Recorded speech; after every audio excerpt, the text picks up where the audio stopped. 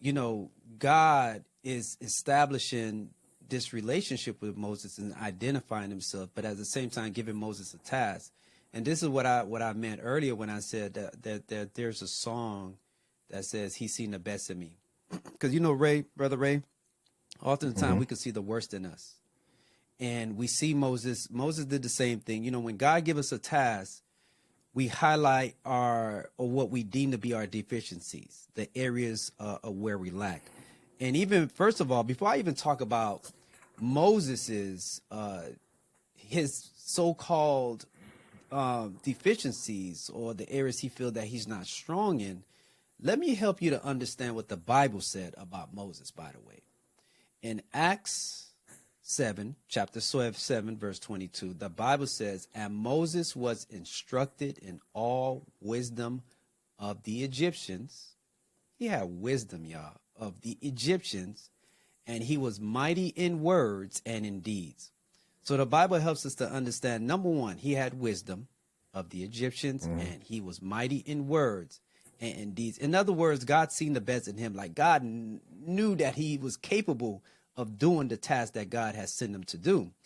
But of course, we're humans, and typically when we get a task that we deem to be too heavy, we're going to find every excuse to get out of it. And that's what we're going to read about Moses. So when we fast forward to Exodus chapter 4, and Moses is having this dialogue with God, and Moses answered, and he said, but behold, they will not believe me or listen to my voice, for they will say, the Lord did not appear to you. Like, in other words, God Hmm. didn't call you. Hmm. You sure that wasn't the devil? You know, Ray, this relates to me so much because when I got saved, these were the same. This is the same type of words that I've heard. Like, nah, you sure? You sure you saved? You sure you didn't hear another voice? You sure this was from God? Hmm. It's like, And what type of so, bush was that again? yeah, Like, what type of a mushroom. You sure with a mushroom burning up in there? And Ray, and that's You what know. you said in verse number 2, that God used what Moses already had. So in verse number 2, it said the Lord said to him, what is in your hand? And he said, a staff. And we know God did the miraculous thing with the staff. And God told him, hey, take your hand, put it in your cloak, and then take it out and put it in. And his hands was white, and it looked like it was leprous, like snow, and then put it in and it was healed. So God is doing these Hmm. miraculous acts with Moses, just to reassure him that, look, I'm all powerful. Like, I'm God. You did not only you seen the burning bush, you stand on holy ground, and I'm giving you instructions what you need to do. And I'm telling you that I'm the God of your forefathers, the God of Abraham, Isaac, and Jacob. And I'm showing you these things live in person, the things that I can do. And this is what Moses said to God. And I'm fast forward. Moses said this to God in Hmm. verse number 10. And Moses said to God, please, Lord, I am not a man of words.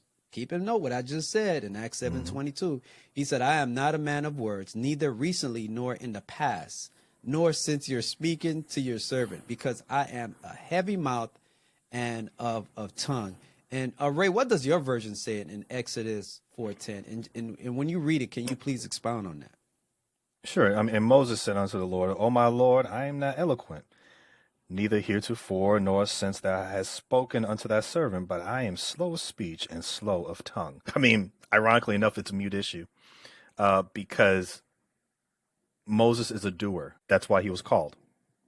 It's like, listen, I only told you to say 4 words. Let my people go. Like, I mean, if that's gonna be the reason, I mean, did I count it right? I didn't want to make sure. Yeah, You're you like, got it. listen, let my people go. I mean, if it takes you a while to say it, fine, but that's not why I call it. We get hung up on what we think the Lord wants versus what He's actually telling us to do, and the fact that Moses is a doer of the word and not a hearer only, that, yeah, his words may not resonate, but there's something that speaks louder than words, is the action. And the fact that he has to go back and forth lends itself to the idea that when God calls us, it's going to be to something that we just don't inherently want. We got personality types, we got our skill sets, we think we know what we're blessed in, but then God has something completely different in mind for you. And that's why it's scary to ask God, what is my calling in your kingdom? Because chances are it's going to be something that's like, oh, wait a minute now. You what? Look, I'm old. I'm in my routine. I like to go to the grocery store at a certain time. I like to make sure I catch my show, and I like to maybe go for a walk. But now you're gonna not only inconvenience me with the thought, but you're gonna make me massively uncomfortable doing something that I don't like doing. But that doesn't matter, because with God, there's an amplification. If anything, it'll get you more attention. Because let's just play devil's advocate here, or not devil's advocate, but let's just say he was eloquent. Okay, great. Would you not be any more disregarded if you were eloquent? We're talking about Pharaoh. He's got people around him who are scholars. If not being a scholar himself, he can word play with you all day.